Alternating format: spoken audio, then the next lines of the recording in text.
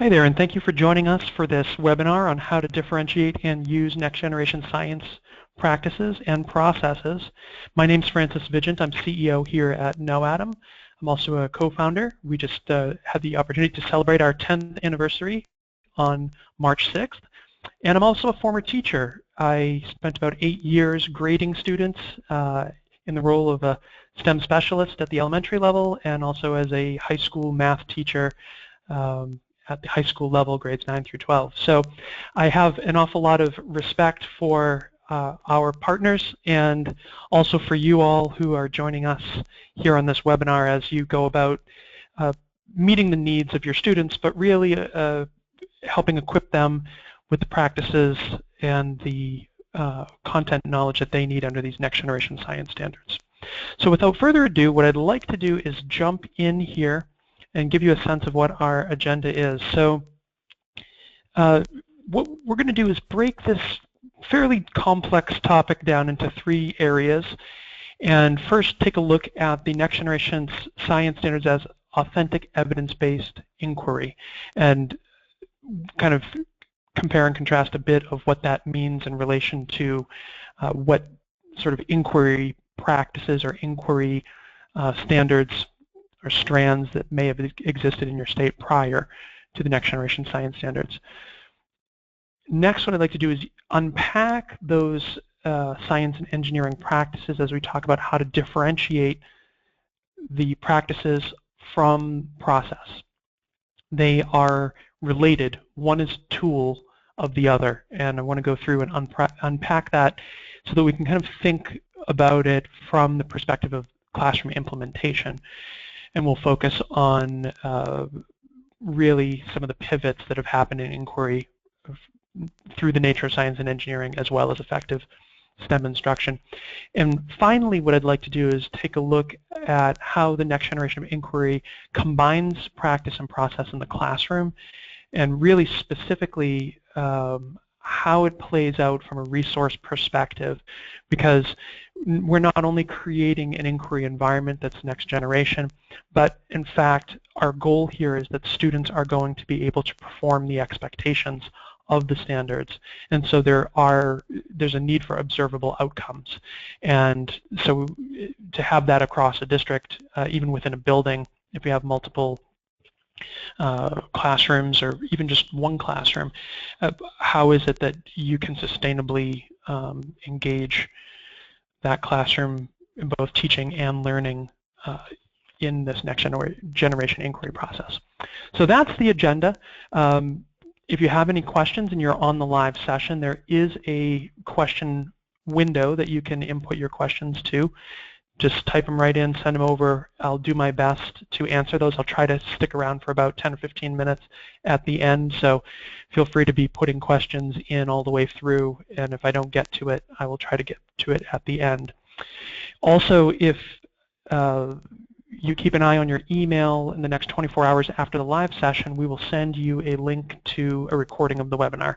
So if you'd like to share this with a colleague, you're more than welcome to. It will go on demand. There will be a video recording that goes on demand on our website. And also you can look under resources for any prior webinars or resources that I refer to during this webinar. So again, because of the complexity, there are certain areas I just can't go into in depth given our time constraint. So let's jump right in. Some of this may be familiar if you've been on another webinar, but I'd like to point out first and foremost, as we're talking about practices and processes, that you understand that the traditional model of STEM instruction has gone away under next generation science standards, or if it hasn't, it needs to, in terms of the way that standards are being delivered in the classroom. So a traditional model of STEM instruction is the idea that content flows through a teacher. The teacher models it, explains it, students try to absorb that, and then they demonstrate their performance by repeating or recalling or demonstrating what they saw demonstrated. So it's a process of mirroring is really that traditional model of science instruction, and this knows no grade level. Frankly, this traditional model is something that you will see in kindergarten, in 5th grade, in 8th grade, in 12th grade, in many, many environments and classrooms across the country. In fact, even more so internationally, but across the country. And so the next generation model of inquiry is different, or instruction. We'll get into inquiry a little bit more. But the next generation model is different because what happens is the student is expected to develop science and engineering skills. So these are the science and engineering practices that we're going to be talking about.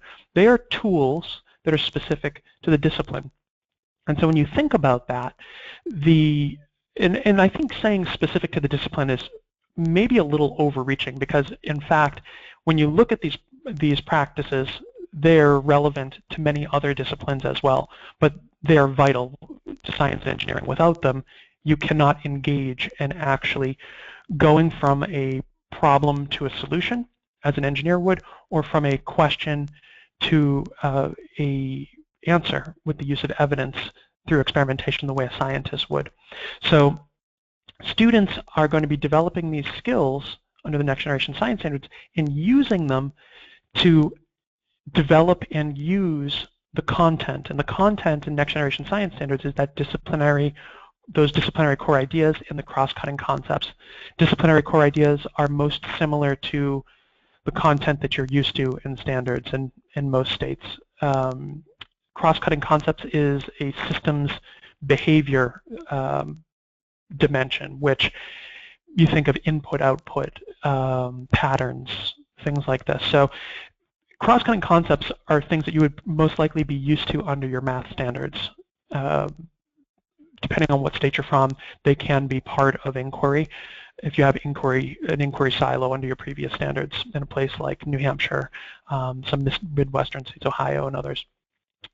So if you continue, though, kind of thinking about this next generation model, the question becomes, what's the role of the teacher? If the teacher's not the expert that's explaining every idea and making sure that students have absorbed that and then can explain it back, under a next generation model, the teacher's role is as a facilitator, as a coach, and as somebody who's helping strengthen the relationship between the student and the content.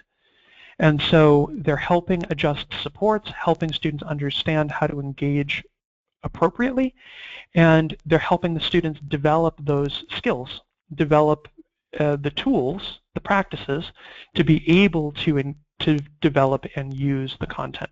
So that is very different from what many classrooms engage in. And again, there are folks who do this, who have done it for years, but it's not the way that teachers have traditionally been taught to teach science.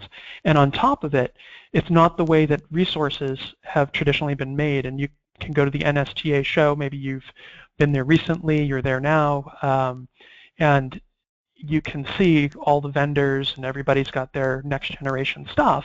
Well, when you really drill into it, are you seeing a resource where a student is developing a skill and actually engaging the content directly? So if you took the teacher entirely out of the equation, that the student could conceivably still engage as a scientist or an engineer in that environment. Now, I'm not saying that teachers do not have a role, because they absolutely do. It's unrealistic to think that a student would be able to teach themselves and not have someone there to help redirect and monitor and adjust supports. But what you often see is resources that are kind of a make-by number. They will show, okay, engineer, here's how you do it. Put it together like this. Well, all that's doing is replacing, in a traditional model, a teacher with a diagram, with a build by number that models how to create something. So a student creates it, and by creating it the way that the diagram shows, it means that a student has somehow, I guess, mastered something. That's still a traditional model. So it's very important to think, as we move forward here, about practices as being vital tools for engaging in authentic inquiry. And so the last bit on this sort of kind of opening piece before we jump into the practices, is that idea of what effective STEM instruction is, or what effective science instruction is. And this is core to these next generation science standards.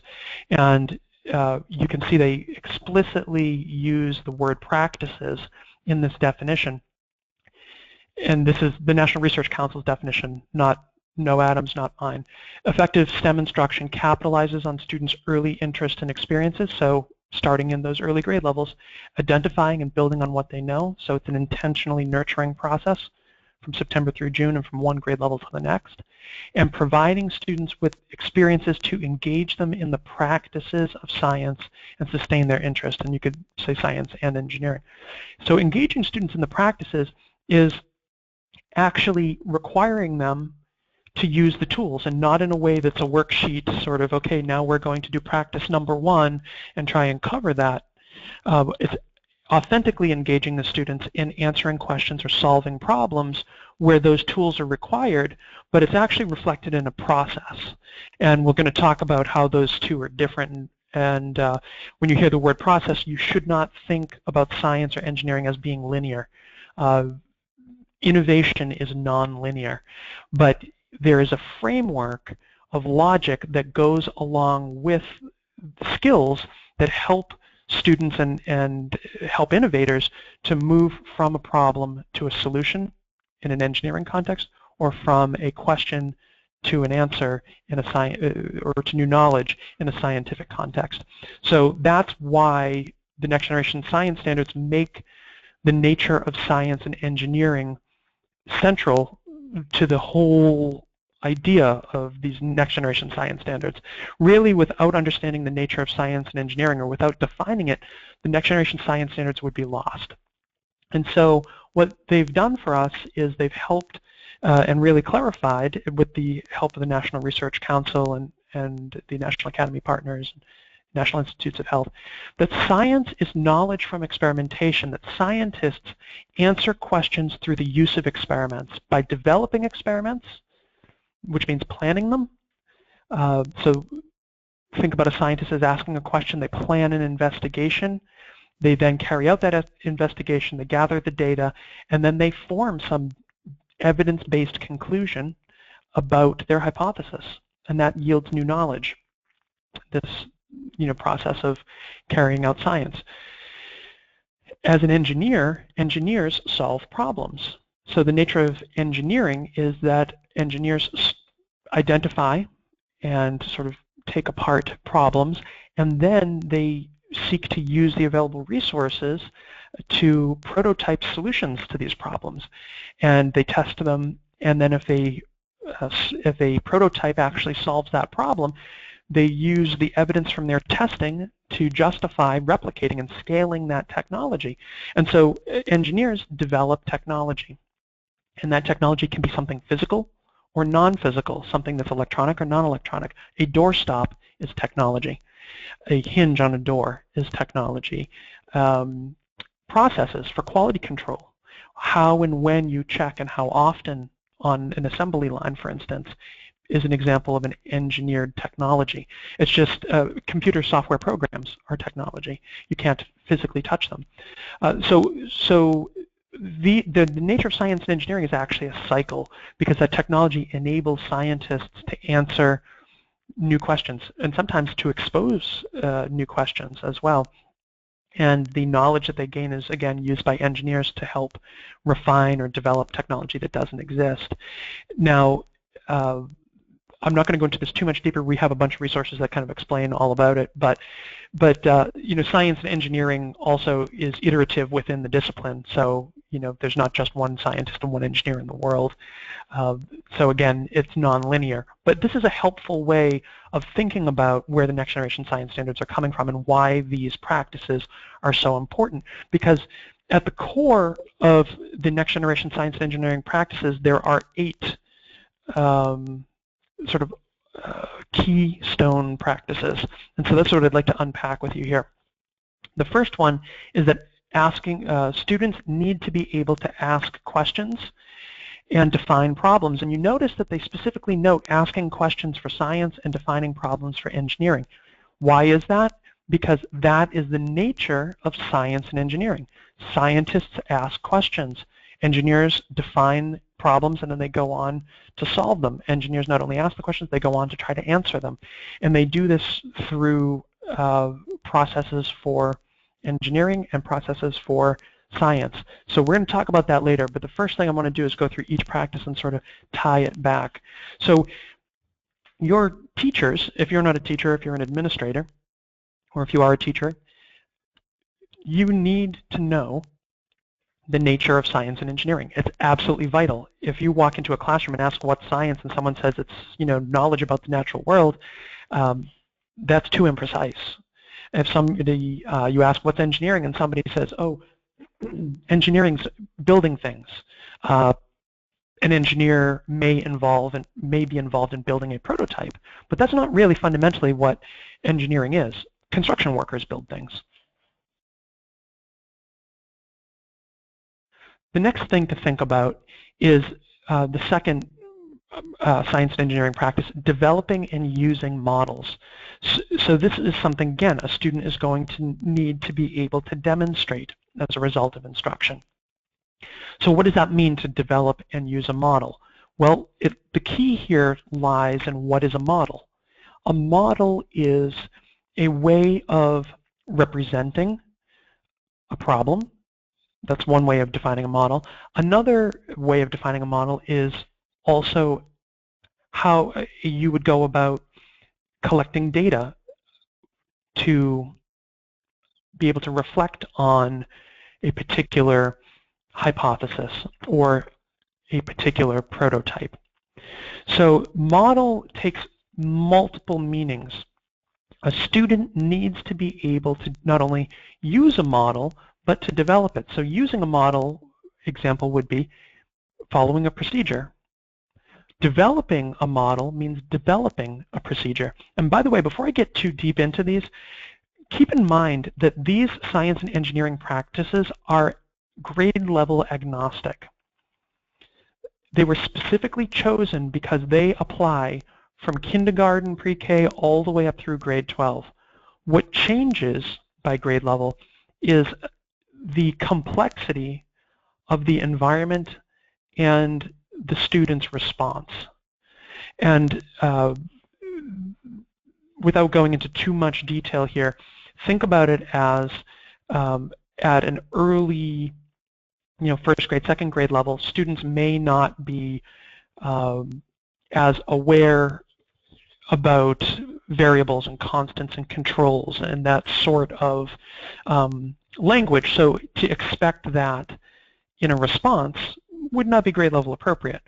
But in the absence of that specific language, a student can still reflect on the basic ideas of how they're going to go about collecting data, what they need to involve in their model, how they might go about solving that problem. So that's how it kind of throttles up and back from grade level. And I want to show you an example from third grade. So this is a KnowAtom example here. So again, I'm going to use KnowAtom examples because that's what I have access to. And I do think we do an exceptional job with the next generation science standards and meeting the needs of the performance expectations and creating that environment where students are able to actually engage as scientists and engineers.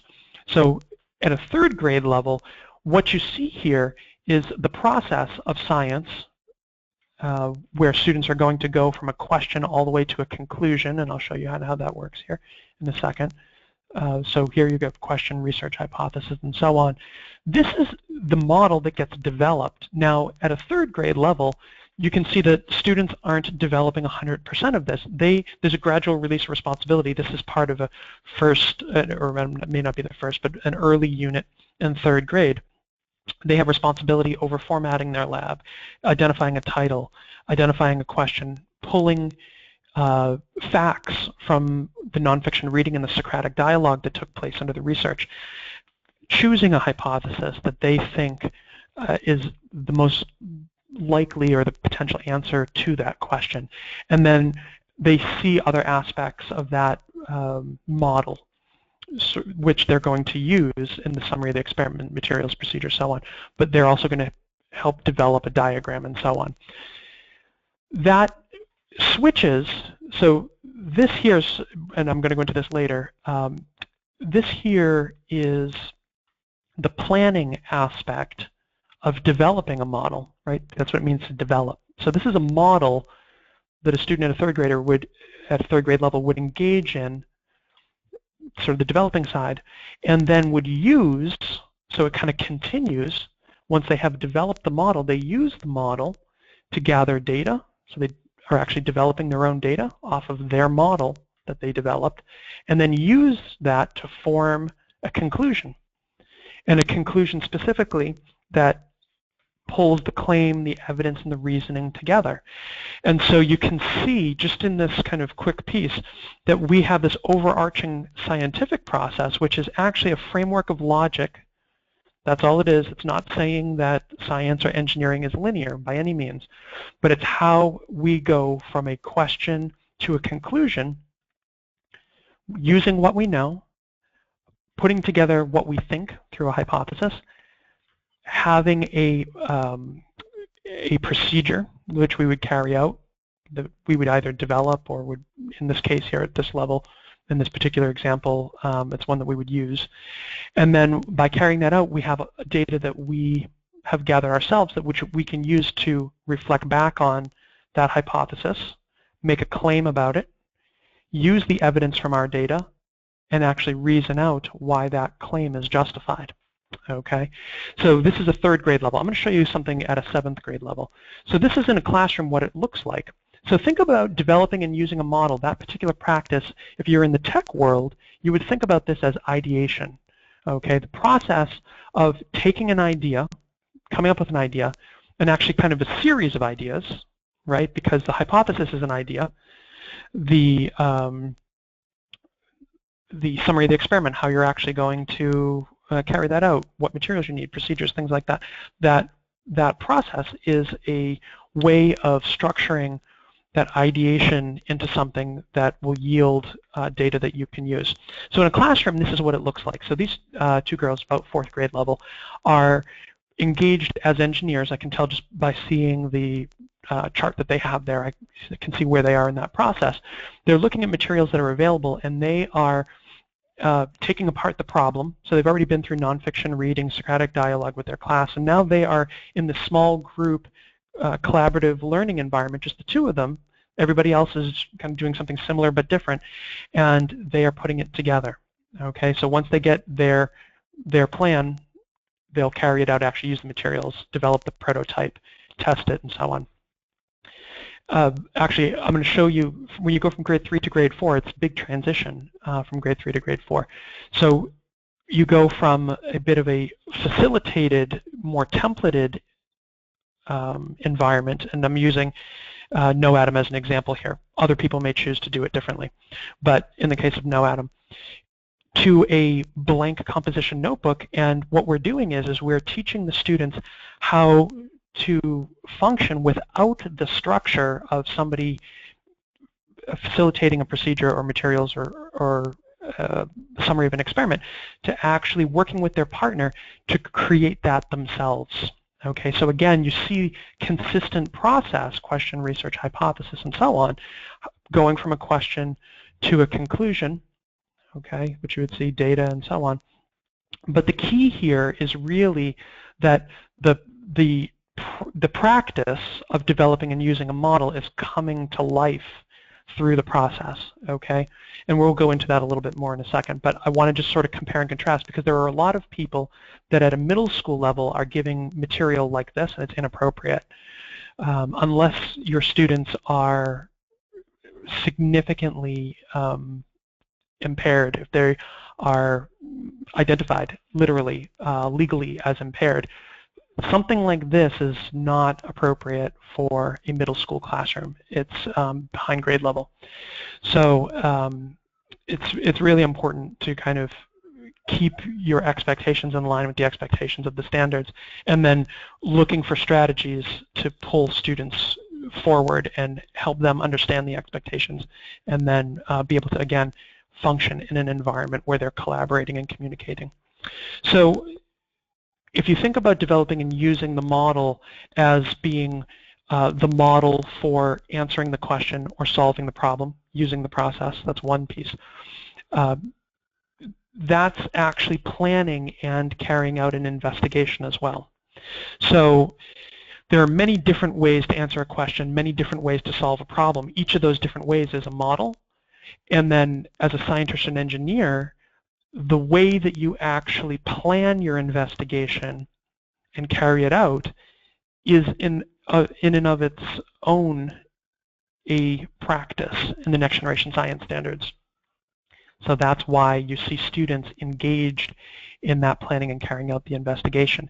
And one thing I'd like to point out here is that a lot of folks focus on claim, evidence, reasoning, and it ignores the fact that purpose, plan, experiment, and data come first. So if we were to really articulate this, and this is where process really comes in, is that the question or the problem is the purpose.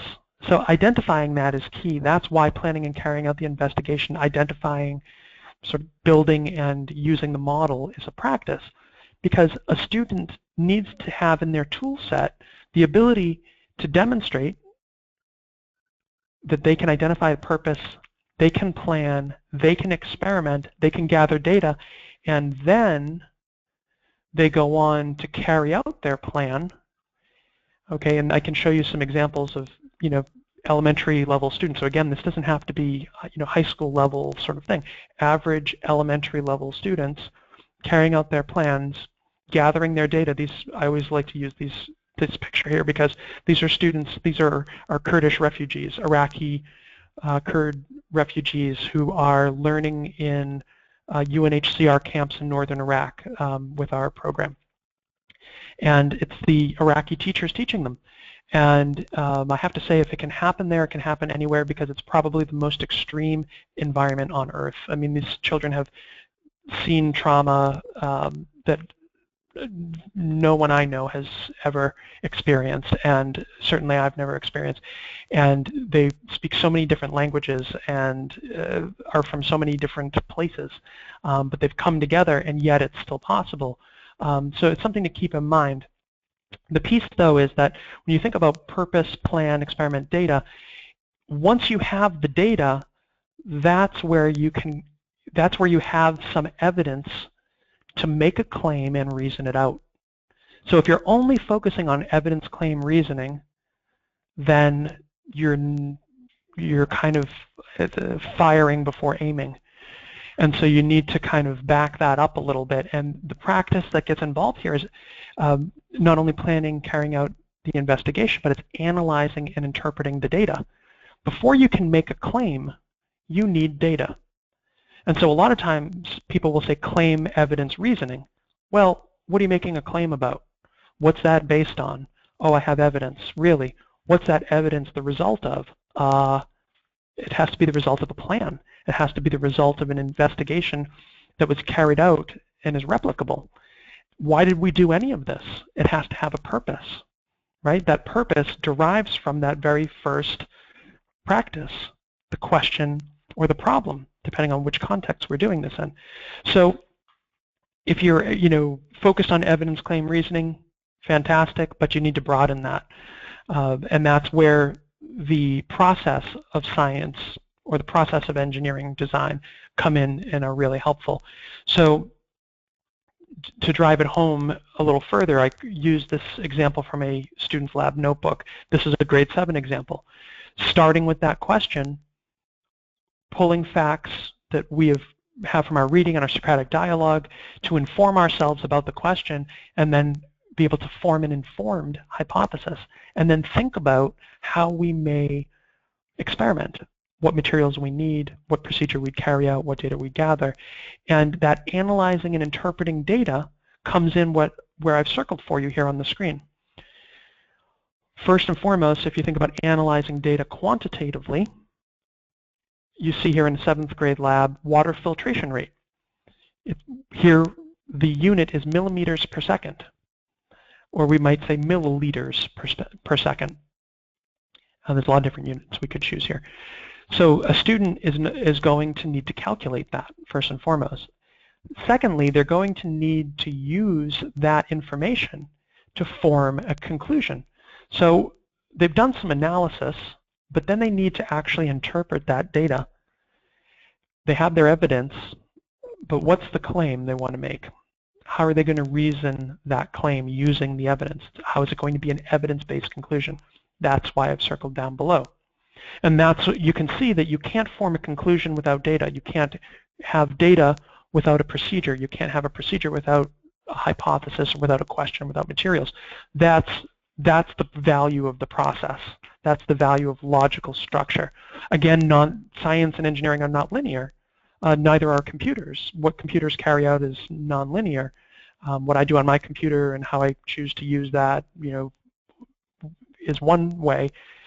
Somebody next to me is doing something entirely different, but yet the computer programs function on logic, because you need to be able to go from point A to point B using relevant information. Otherwise, you get inconsistencies and you get something that's not replicable, and that's key. So using mathematical and computational thinking is the fifth practice in the science and engineering practices. And we saw that here with the water filtration rate, but I'd like to point out that that's happening much earlier here in the process. Because as a student forms a hypothesis, they then need to think about how are they going to test that hypothesis? What data do they need to gather in order to reflect on the hypothesis to decide whether or not the hypothesis is true or false, essentially, is it supported or not supported.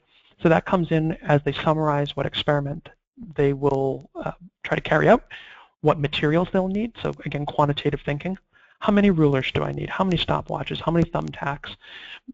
Through our program, we're providing all these materials, and so there are maximums that a student has available, but a student may choose to use something or may not. They may use all of it or they may not. And so they need to use precision language. So again, I hope you're already seeing that this is a naturally integrated approach. The Next Generation Science Standards is naturally integrating ELA and math as well, especially if you're a Common Core state. They were developed sort of slightly after the whole Common Core thing, so there's an intentional alignment. And when you look at the science and engineering practices, they very closely mirror the math practices from Common Core state standards for math.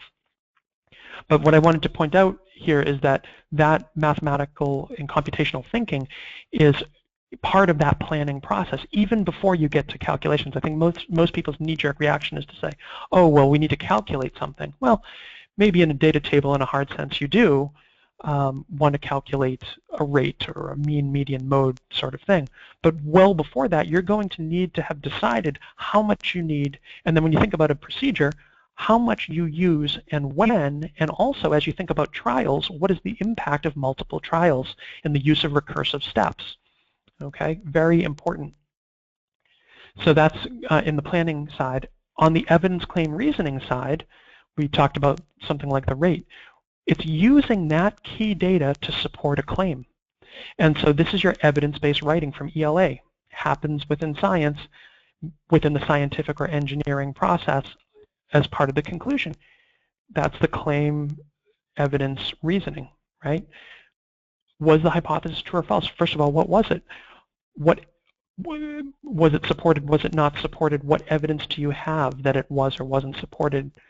And specific, not because the data table told you so, but in fact, did one grow 5 millimeters taller than the other, or so on? That's what we're looking for here. Okay, so you can see that STEM, or science and engineering at least, and technology under the Next Generation Science Standards is an incredibly rich context because of these practices to pull disciplines together and have students authentically engaging in science and engineering as scientists and engineers, and actually developing and using the content, as opposed to that traditional model where they are being told something, they have to remember it, or they're being shown something, they have to remember it, and then they kind of do it back for the teacher or for the test. And I want to bring that up because the test is changing. If you're not in a state that has already rolled out or is presently rolling out next generation assessments, you're within 2 years of that next generation science assessment being rolled out in your state. Most states have said that they will have the test in place and will within the next 2 years. Many are next year, and within 3 years it will count for sure, and in most every state. So thinking about the next practice, constructing explanations and designing solutions. Think about students as the ones who have to do this. If something's being given to them, they are not the one constructing it. They're not the one designing it. So as a practice, the students need to be able to develop the skill in science, and it's also in engineering, to be able to construct an explanation of how their prototype or how their data in their experiment reflect back on the prototype or the proposed solution or the hypothesis. When it comes to designing solutions, in the case of engineering, a student should not be making by number. If you, whatever program or something you've created, or my favorite, I went to the mall last weekend and walked by the Lego store. There's a million kids in the Lego store. It's great, love Legos, and they pull out the kind of neat, I think what I saw was a Lamborghini. So they pull out the Lamborghini and they want to build the Lamborghini, and there's all the numbers, 1, 2, 3, 4, 5, of how you build the Lamborghini, brick by brick by brick. That is one way of building a Lamborghini out of Legos, and that's fine, but that is not designing a Lamborghini out of Legos. A student needs to be able to design themselves a solution from scratch. They have to come up with the idea, they have to diagram it, identify the materials they'll need and so on, and actually create it and then test it. They need to be able to go through all of that on their own. If they can't, then they lack this skill, they lack this practice. Okay, it's key. And that conclusion is another part of where students are constructing the explanation side, not the solution side. Okay, so the solution being kind of bordering on that model. So it might be a prototype is a solution in an engineering context. A solution in a scientific context is more of the procedure, sort of that framework of how you're going to gather the data, produce the data, gather it, and the explanation being how you're going to use that data to reflect back on what your plan, what you've carried out, and specifically the hypothesis or the prototype that was tested.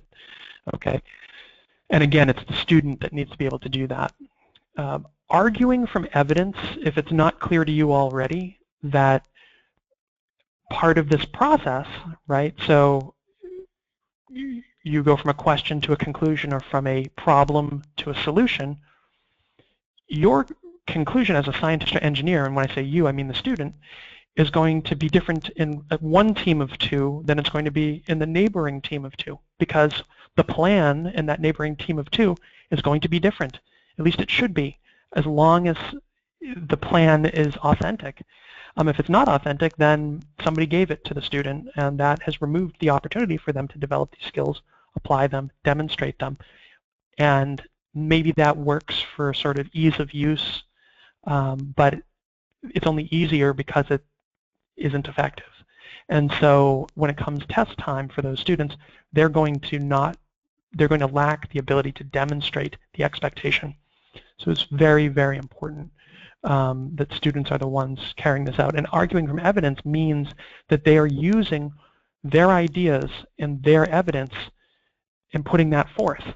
And so when you think about a classroom full of students who've carried out all in their teams different investigations, they've had different approaches, they've gotten different data, some of them have human error involved and so on, they're going to bring their claims, their evidence, their reasoning forward, and as part of that, maybe their hypothesis or their particular prototype approach, and they're going to argue that, and it may be that they're arguing that it was false or true, or that the prototype was the best fit solution or not. It should be refined before being replicated. Maybe they need to go back entirely and rethink their approach to the problem. So this environment where students have carried out a scientific process or the engineering design process with their own ideas and their team lends itself perfectly to engaging in argument from evidence. Okay, and that's what it looks like. And of course, through this whole process, obtaining, evaluating, and communicating information is part of it. Now, I want to pause here to re-emphasize really that these 8 science and engineering practices are foundational skills. They're tools required to engage in problem solving. So if students are engaging as engineers, they're problem solving, or as part of answering questions. So students are engaged as scientists, they are answering a question through the development and use of an experiment. So thinking about science and engineering processes is a way of helping manage how a student will go from problem to solution or question to answer logically. And it's really equipping them with the sort of skill set or the tools of where to look and where to go next as they try to solve the problem or answer the question that they have in their mind. So it's nonlinear. So let me show you what that kind of looks like here. So again, we said naturally kind of integrated, these next generation science standards and practices specifically naturally integrate with Common Core Math and ELA. The higher order thinking skills, the creating, evaluating, and analyzing cross over. The Common Core technical subject standards for science and ELA are a crossover with ELA. The nonfiction reading components are crossover with ELA. The nonfiction writing, the evidence-based reasoning in text. The following of a procedure is ELA, not science. On a math side, it's those math practices. All of the analysis, the data collection, graphing, so on, is crossover. So there's a lot of opportunity from a time on learning perspective to kill 2 birds with 1 stone here. If you try to approach the next generation science standards and these practices in isolation, I think you're going to be very disappointed. You're going to be disappointed on multiple levels because, one, students are not going to be able to demonstrate the performance expectations of the standards. At the same time, they're not going to be making the connections for themselves the way that they need to between content, between practices, and between cross-cutting concepts in novel contexts. And that's the key, because when students are assessed, they're going to be assessed in a novel context. It's not going to be something that was part of your classroom experience. So that's key to keep in mind. That's why we talk about next generation science standards as being 3-dimensional. Those 8 practices we've kind of gone over so far are just a single dimension, the one in blue that you see here. And you can see that the standard is actually a performance expectation because the student, as a result of the expectations that have been set in the classroom for learning, as well as the learning environment that teaching has created, has or will not give students an opportunity to become proficient at demonstrating their understanding and to actually develop that understanding. And it's that environment and those expectations involves all 3 dimensions, not just the practices. So if you're thinking about how can I cover this practice, how can I cover that practice, you need to stop there and back up. You need to think about how do I bring all these practices together so that students are authentically engaging and developing and using these other 2 dimensions. Okay, that's the key. Why is that? It's because NGSS has really solidified the focus of inquiry, and in many states, because of the 4 C's, because of that critical thinking, communication, collaboration, and creativity that has been part of the 21st century learning focus, have talked about inquiry and mentioned the need to work with others and to be able to interpret and analyze, make decisions, evaluate, solve problems, and things like that.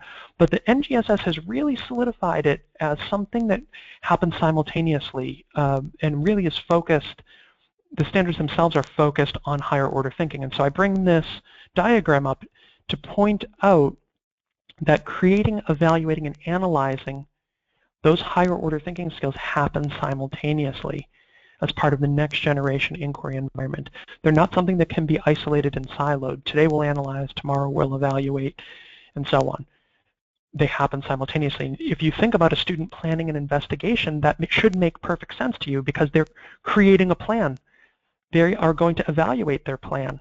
They're going to carry out the plan, and that data that they gather, remember how I said that only focusing on claim, evidence, and reasoning isn't enough. It needs to be broadened.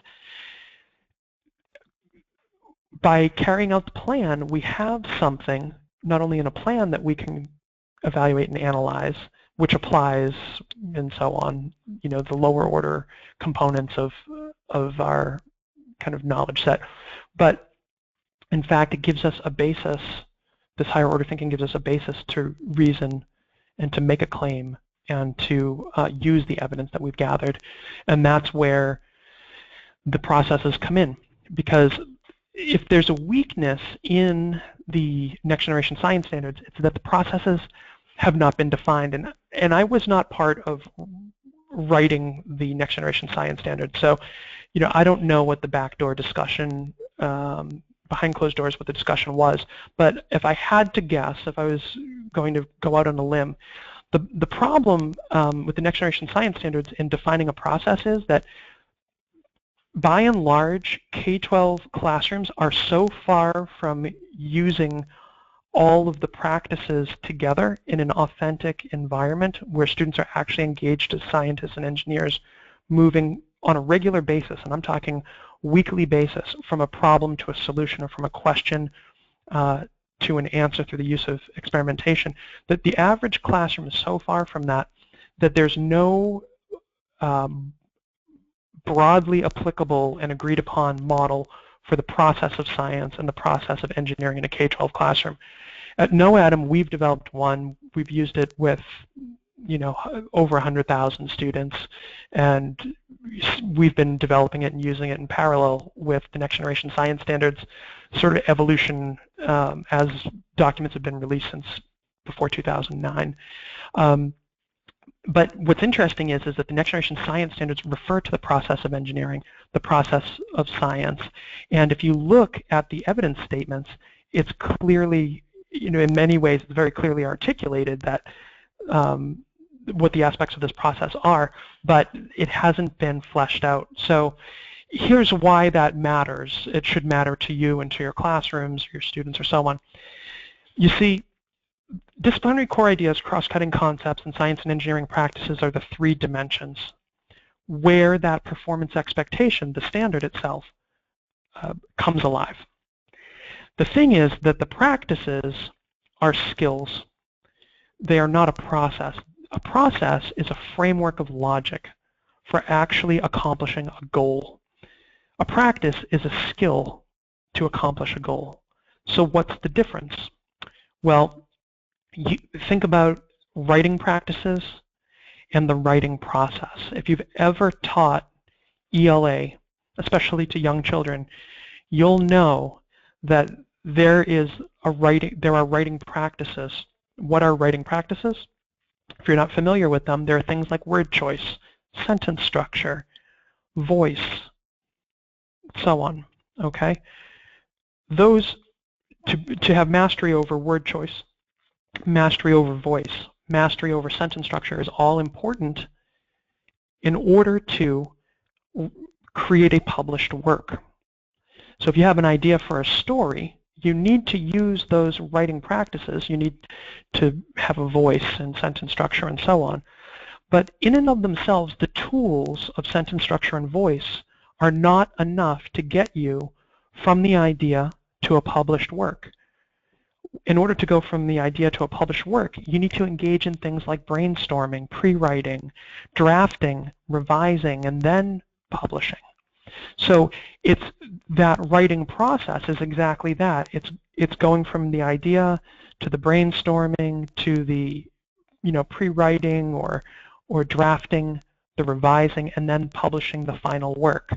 So that's, I hope when you think about that in a writing context, the difference between a practice and a process is really clear. One is the practices are tools to be able to write, But at the same time, the writing practice is a method of logic, really, in a sense, to go from an idea to a published work, a high-quality published work. Now, I don't want to get into it in too much more detail than that, but when you think about practices in science and engineering, those 8 that we talked about earlier, okay, engaging in argument, analyzing, interpreting data, planning, carrying out investigation, those are all the tools that you need to be able to apply as a student. You need to have mastered. However, how do you go from the question to the answer, or from the problem to the solution as a scientist or as an engineer?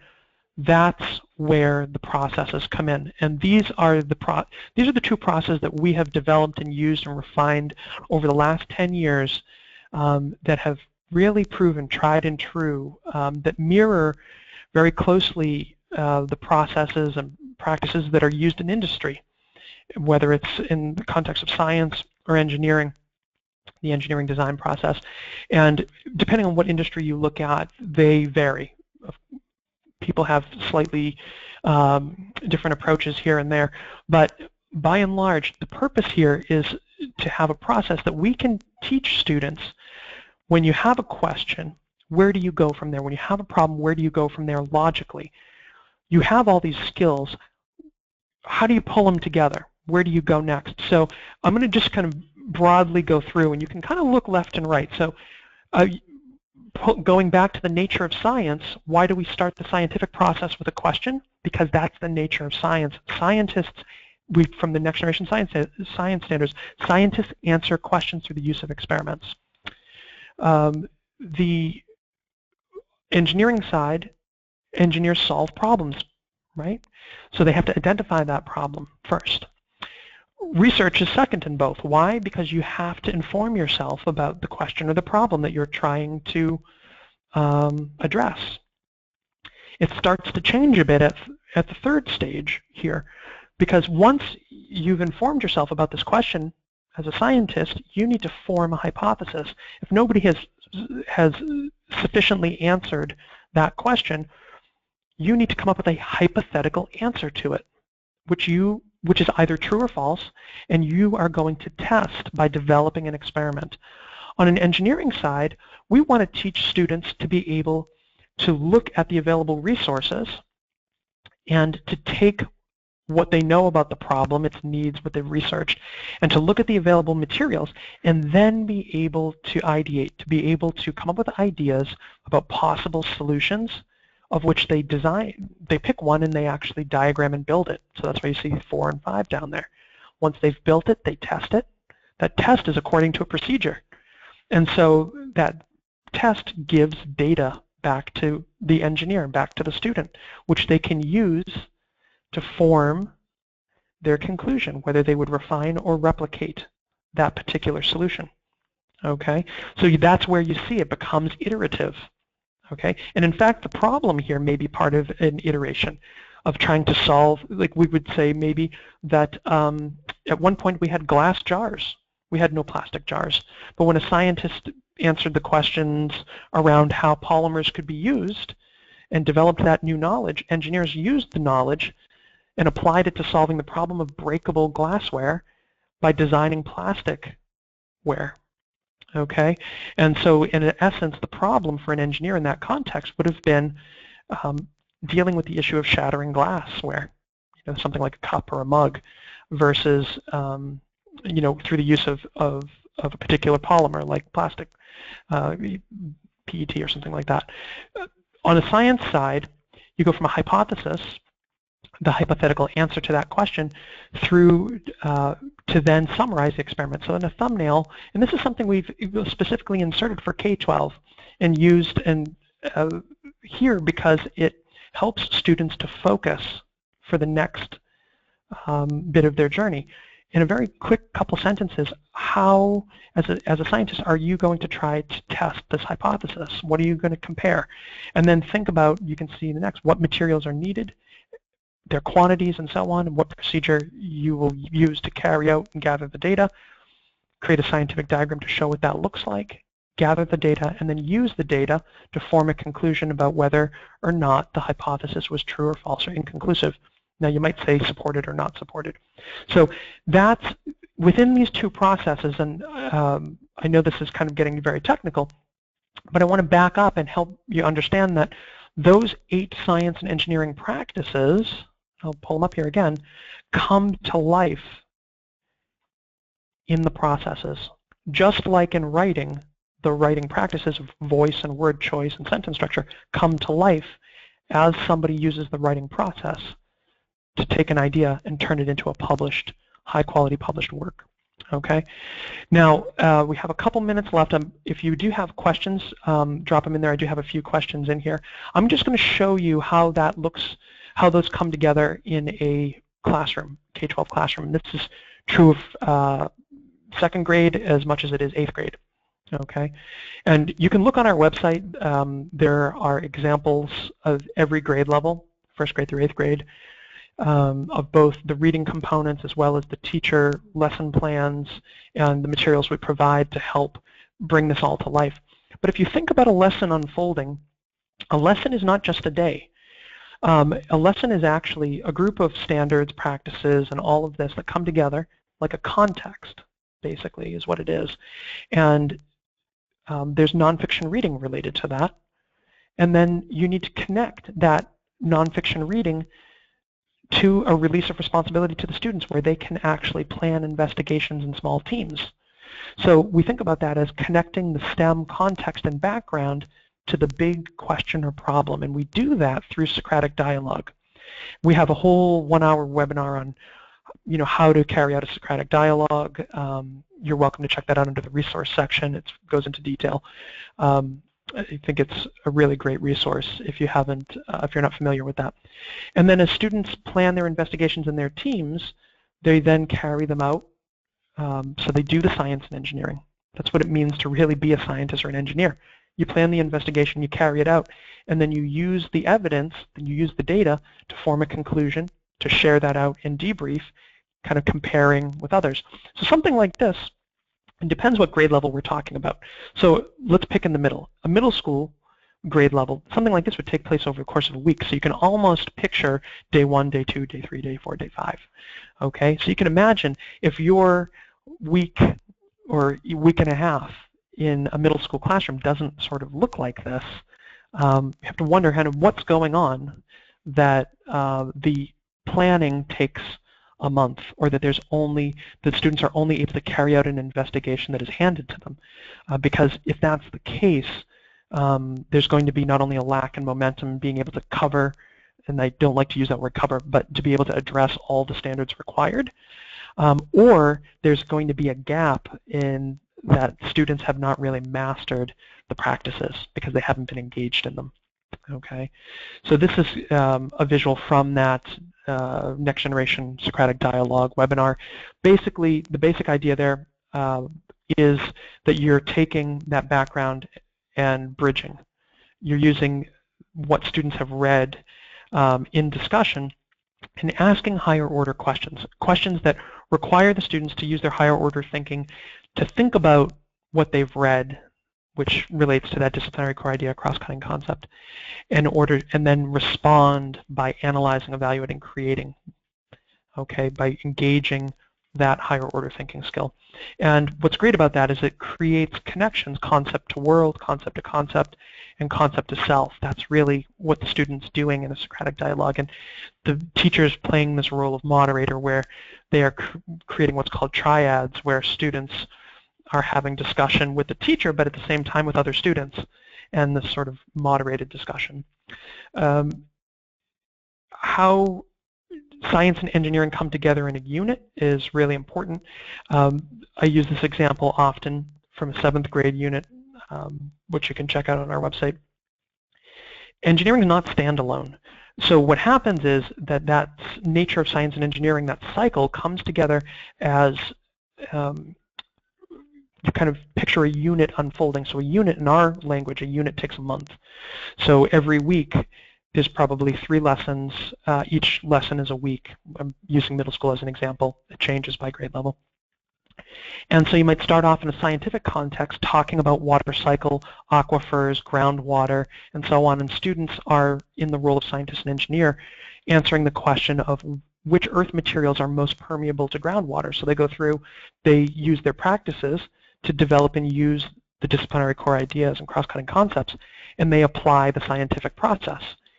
In the next lesson, they learn about pollution, and they play the role of engineer as they try to think about and address the problem of groundwater becoming polluted. Okay, and think about wells, fracking, and other things. I mean, it's been in the media an awful lot that most people are aware that groundwater pollution is a major issue. And so students, in this case, think about addressing the issue of a low-cost water filtration device that will remove pollution from stormwater runoff. And so in this case, they take on the role of engineer. They apply the same practices, those 8 practices, but they're using the engineering design process. And so you see how they go through from problem to conclusion about their solution.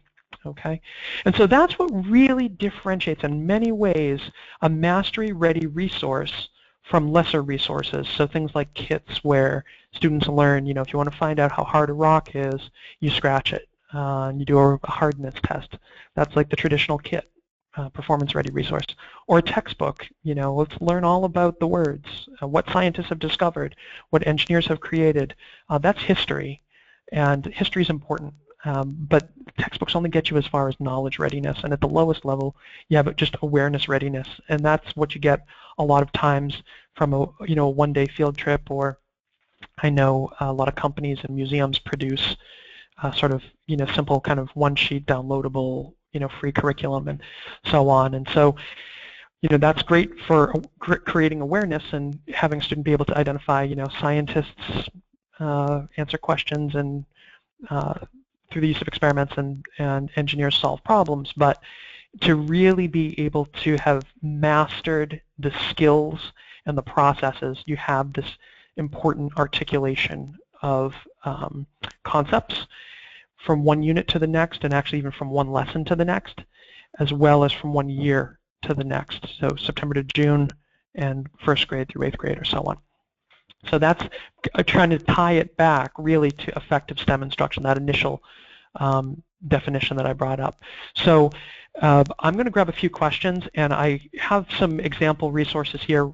We're going to go over time a little bit, but I'm just going to take a quick look at questions, and see if there's any that we haven't addressed, and then I will show you how sort of curriculum materials and professional development come together and how they can support this type of environment, because it really takes some intentional, really thoughtful process. So some folks, a couple quick questions. Someone asked about if you're working with a high quantity of students that are not on grade level. And if you're working with students that aren't at grade level, that's fine, because practices and processes are grade level agnostic. What changes when a student is not at grade level is the sophistication of their response. So there's nothing wrong with having high standards, and there's nothing wrong with pushing students to use specific language, even if they're not at grade level. It's just the depth of insight. And I guess here's how I would take it out of a STEM context and apply it to just real life for any general person. If you ask somebody, the question, what do you hope to accomplish? What do you hope to accomplish with your life? If you ask them a big, broad question like that, if you ask that of a 10-year-old, and then you ask a 20-year-old, and then you ask a 30-year-old, and a 40, and a 50, and so on, you are, by virtue of asking the same question, which is appropriate of each person, by asking them at different points of their life, their perspective and experience and depth of knowledge and is going to be different, and so the sophistication and depth of their response is going to change. So that's the way you need to view this. The answer is not to remove practices, to view some as harder than others, to try and scaffold by giving it to the student in such a way that you're removing the opportunity for them to actually experience demonstrating the practice, because that's how students become proficient. They try, and they try, and they try, and they try. And as a teacher, what we're doing is we are helping them to understand the expectations. So if they don't get a chance to try, and we never communicate an expectation, we only fill a gap with a template, then we've failed to create an opportunity.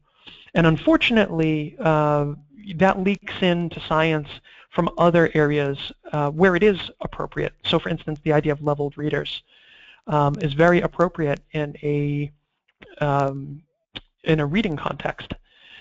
However, in the case of science, your science program is not a reading program. And so while you can strip out an awful lot from one reader to the next, as you're stripping out that information, you're stripping out opportunity at the same time. And you're also removing and isolating that student from a common narrative. And so you're actually adding complexity where complexity does not need to exist. So it's really, really a great question, and I could talk about this for quite a while, but it's something to really think about and consider, but really think about it in terms of the actual content, so those disciplinary core ideas, not the practices and processes. Okay. A couple other quick questions.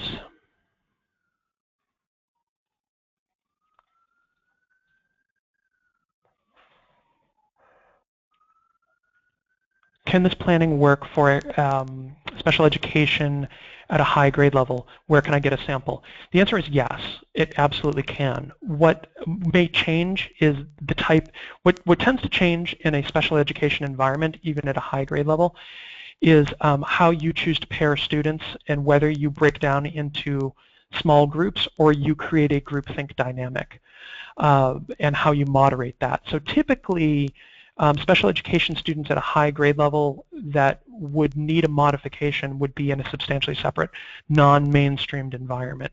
So this is a classroom of 12 to 15 students. That's where you may start changing,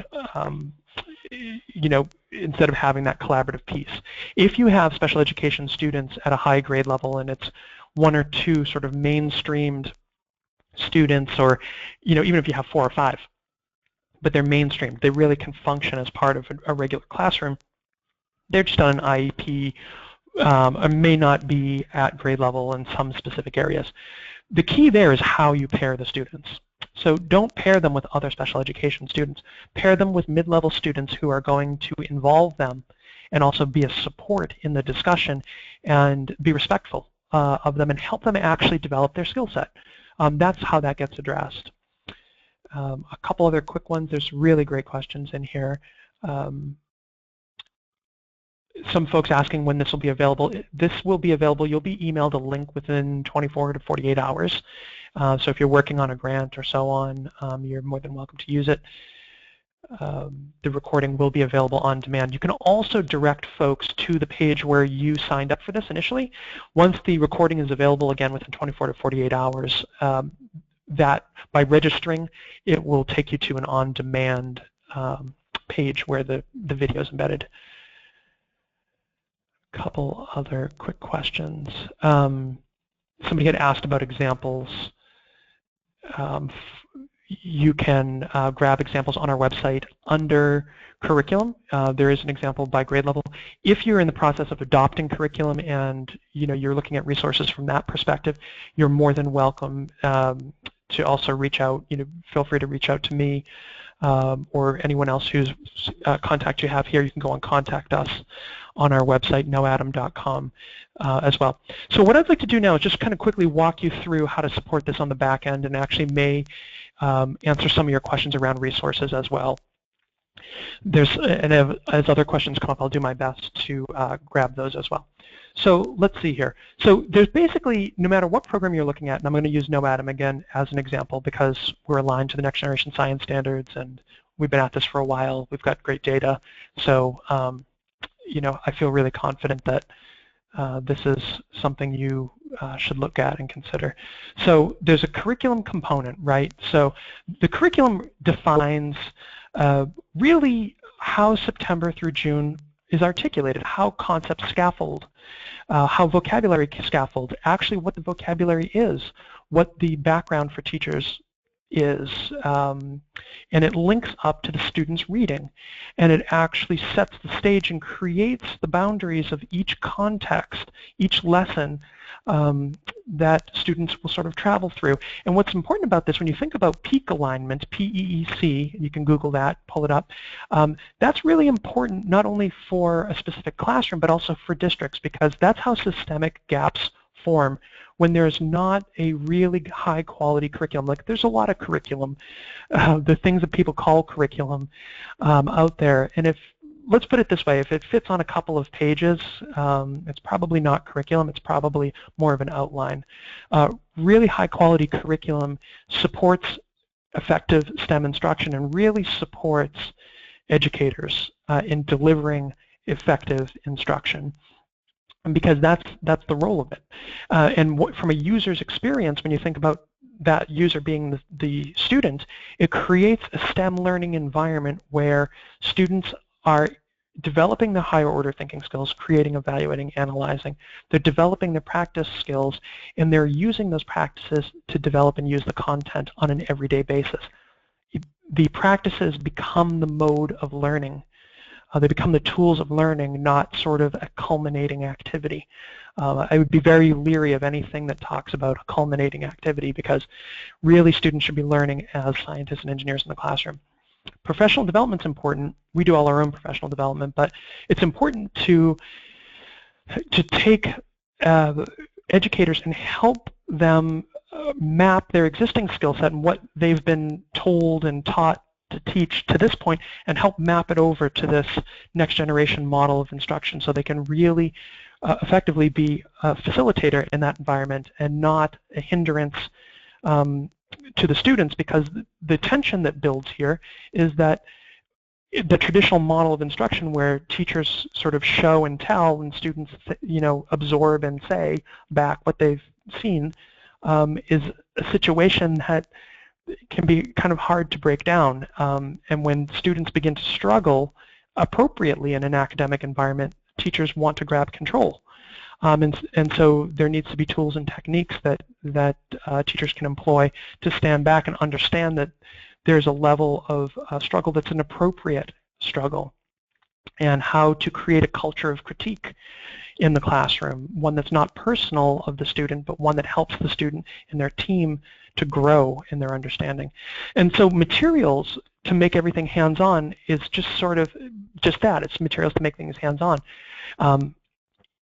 It's a piece of the puzzle. And so we provide all that, but really, it starts at the standards. The standards are different. There's a difference between standards and curriculum. We go into that in detail. You can look under resources in our website, really explain how next generation science standards and curriculum are different. But all these three pieces make that STEM learning environment possible. So think about it that way. So here's scaffold summaries, and you can kind of see how at each grade level, as you go from first grade all the way through 8th grade, that each of these strands are being brought up. The standards that are grade level specific are happening for mastery in that grade level, but in fact there's a process of introducing, mastering, and reinforcing multiple standards in a unit, and actually from one grade level to the next. And that's really important for avoiding systemic gaps in curriculum and in instruction. If you're an urban district or a rural district, this is especially important, as students may be transient and maybe either entirely new to the district at 4th grade or at 8th grade, or may have missed significant portions of the year due to health or travel or whatever. If you only kind of view the standards, especially when there's grade level specific standards, as the standards for that grade level, so you quote cover them in that grade level, and that's what you do, then be ready for a big disappointment in your data, because what's going to happen is it's going to be once and done. Students who weren't there in that grade level or during that unit for whatever reason are never going to get exposure. They're not going to master, and they're not going to make connections between that content and sort of other cognitively adjacent content. So really important, especially for English language learners as well. Super, super important.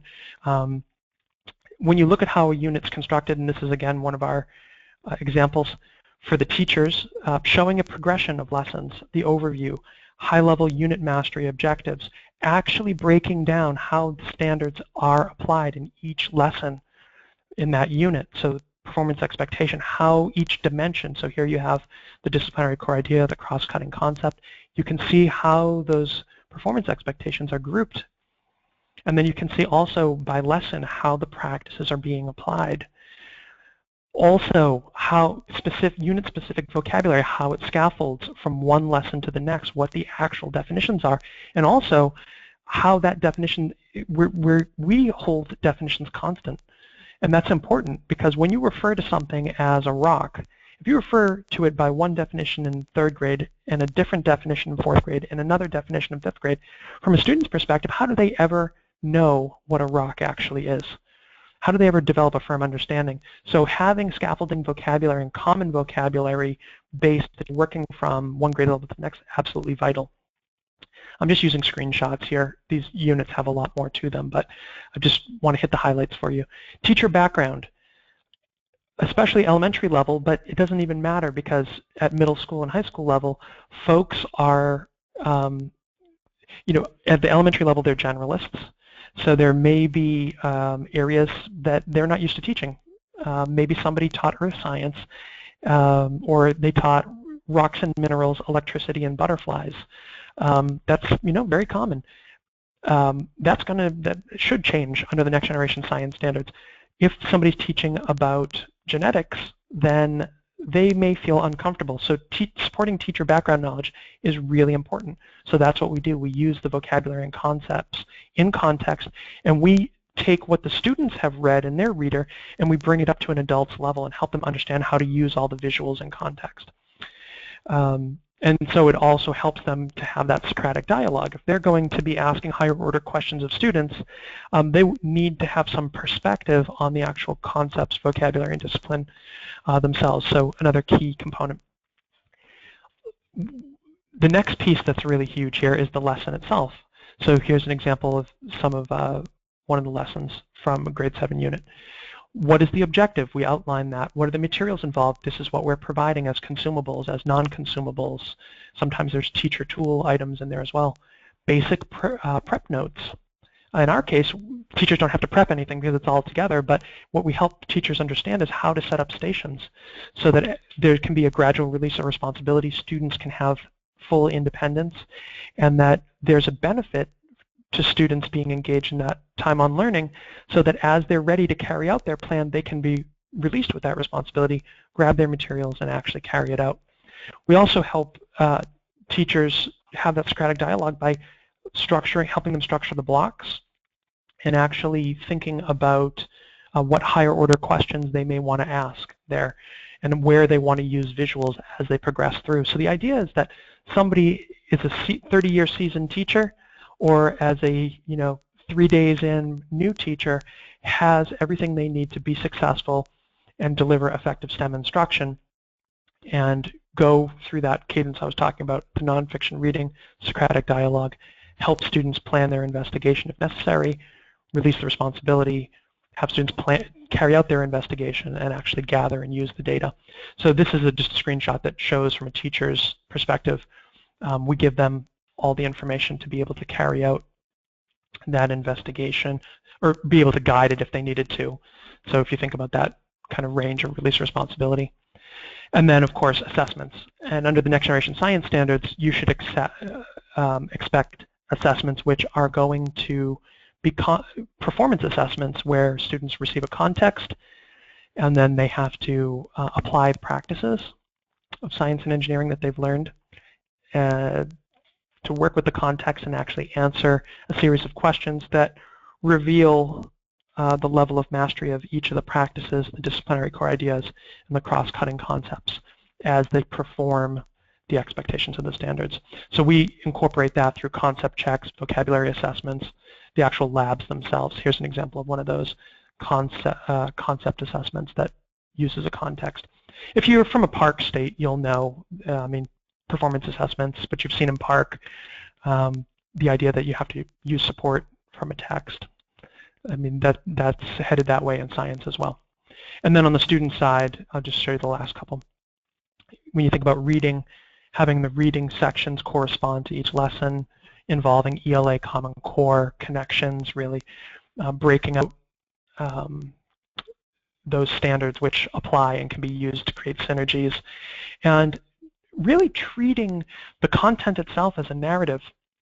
So not that textbook with the really pretty pictures from National Geographic or whoever has the best pictures these days, but really thinking about storytelling, really telling the nonfiction story of each of these concepts and anchoring it in a real place and time and scaffolding that so that students really get a big picture concept of what the discipline's about, why science and engineering is important, how it relates to their life, and then give them this base of ideas and concepts and vocabulary which they can then extend and explain and evaluate and explore further through planning the investigations and carrying them out on their own in their teams.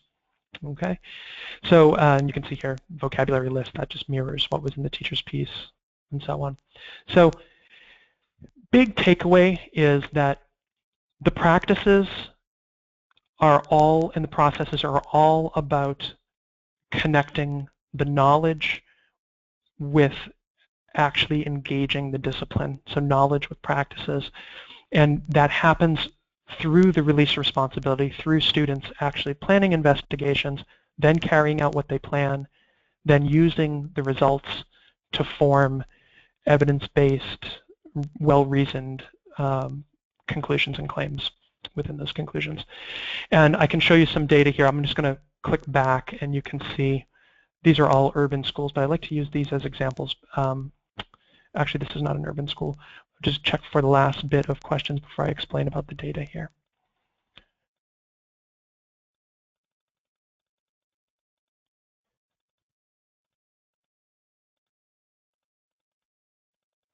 If anyone would like to, some folks that would like to talk about grants and about next generation science curriculum and so on, I'll give you my contact information if you can hang on, or if you just want to contact the company. My name's Francis Vigent. I'm the CEO here.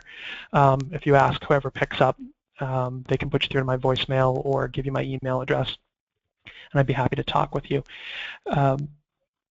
And if you're piloting or are interested in piloting anything, you're welcome to do so. We can work with you on that too. We do work with leaders. That's what we do. And leaders are teachers, leaders are principals, leaders are entire districts. Really depends. We don't sell to teachers. All the materials, curriculum, professional development is available for purchase. We don't sell to teachers. We sell to schools or to districts. So, it is what it is, but feel free to reach out if you have any questions about that. What I'd like to share with you, though, is some data to kind of explain a bit about the impact of using practices and processes from the next generation science standards, even the emergent practices and processes as they were being developed on real schools and districts on state-level standardized testing. So I would like to show you this example from a school that's 93% low income, 85% free lunch, 96% high needs, and 66% where the first language is not English. Now, this is a very difficult situation, at the school. Obviously, they go from 10% proficient and advanced on the Massachusetts Common Assessment Program in 2008. They get a 12-point gain, and by 2015, they're at 37% advanced and proficient combined. So it's an improvement. Their height was at 36% advanced and proficient. Now, there's a positive trend here, so that's important. The state average for Massachusetts is only 50% advanced and proficient combined. So I want to put this in perspective. So they go from 10% they add 27% to that over the course of time, and actually a bit higher depending what year you look at. But what's really key to look at here is look at how they have brought the bottom up. They go from 45% warning and failing students to only 7%, and it's a very, very steady negative trend there.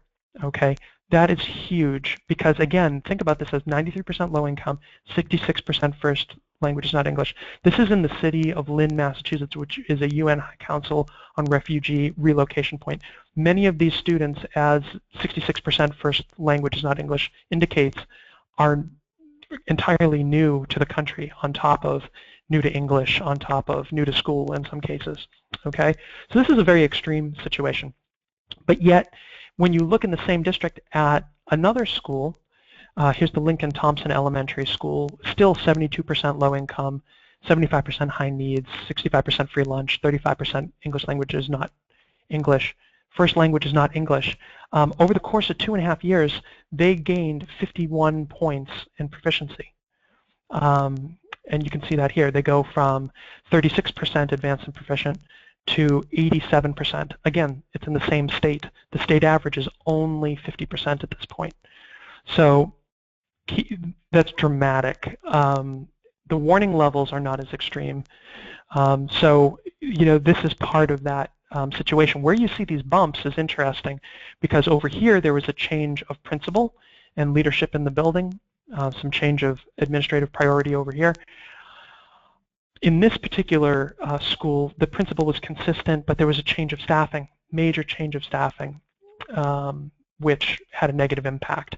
But yet you can still see there's a positive trend, which is great because that intentional vertical and horizontal alignment nurturing over time is paying dividends in the data. And what's great is that this is the actual state data, which feeds into all of the accountability. Depending on what state you're in, it varies. In Massachusetts, they have something called the PPI and a 5-level accountability framework. Most states have a flavor of that. Basically, it's the kind of ghost of No Child Left Behind as it applies to science in terms of sometimes how funding is allocated, state intervention, these sort of things. Here's another example I'll give you where you can see our programming went in, and these folks got a real significant gain, something on the order of a 20-point gain, to actually 23-point gain. And you can see it has continued in that positive trend. Now, this particular district is only 20% high need, 7% low income. So a very different demographic, but yet students and schools that are arriving at similar advanced and proficient outcomes. If you were to compare this school, which is suburban, really elite suburban, to this one here, which is very needy, inner city, financially challenged sort of school, in these years, they are reaching the same performance levels in the urban schools as they are in these elite suburban schools. And this is another example of that. And you can see how the warning level drops from 16% all the way down to 0, and how the advanced and proficient continues to climb to the point where these schools are outperforming the state by almost double the state average, which is unbelievable. This is, I believe, maybe the highest district in the state of Massachusetts. I'm using all Massachusetts data here, apples to apples, 90% proficiency basically. Okay, and so on. This is one of the most needy middle schools in the state, and you can see here over the course of 2 years how they added 26 points of their advanced and proficient. Look how warning dropped. And at the middle school level in the state in Massachusetts, you tend to see around 25% advanced and proficient. So these or give or take a couple points. So these folks are, approaching that state average just 2.5 years. So really, and this is the demographics on that school, really, really dramatic things are possible, but what's necessary is those skills. Thankfully, the Next Generation Science Standards give them to us. They give us a common language. Big challenge now is for districts to identify the right resources. There are very few out there, although a lot of resources claim to be next generation. I hope you'll take a look at our resources if that's a position you're in and thinking about right now. Reach out, talk to us. We'd love to talk to you. But the point of the resource is to lead to mastery, and so it has to be set up that way. And it's vital that the teachers are engaged, because they're so vital in that classroom environment and actually creating the opportunity for students to learn.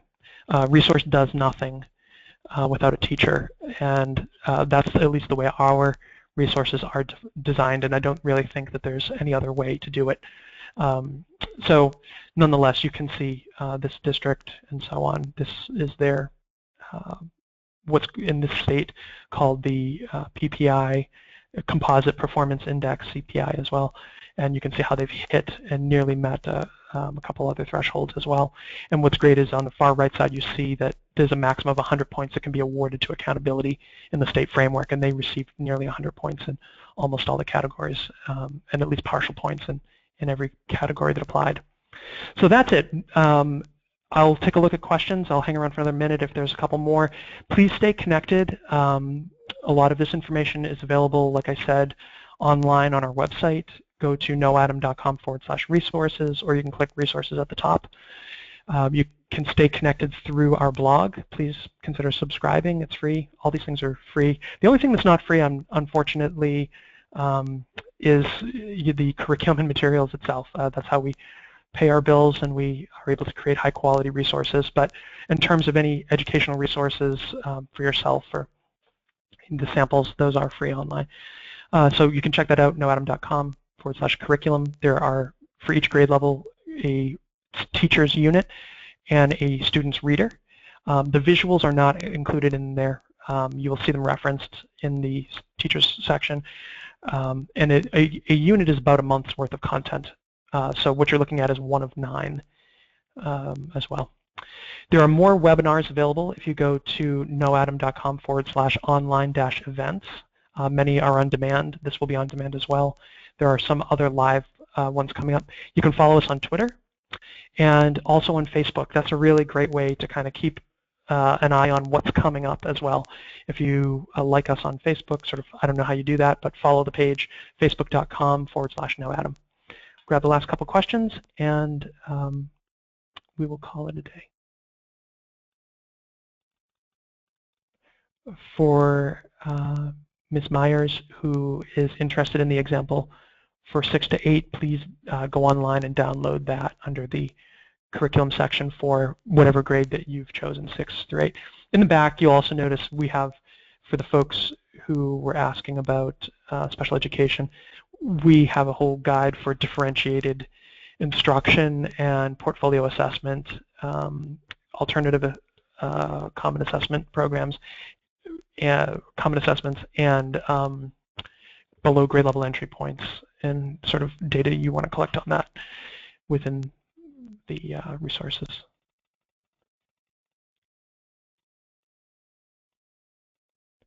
Last couple questions here.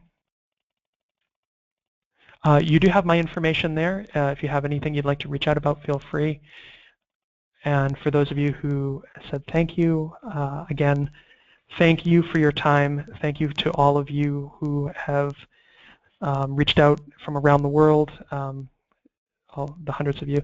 And again, I appreciate your time. Feel free to reach out. Have a wonderful week, and good luck as you make the transition to next generation science standards. I hope you found this helpful. Take care. Bye-bye.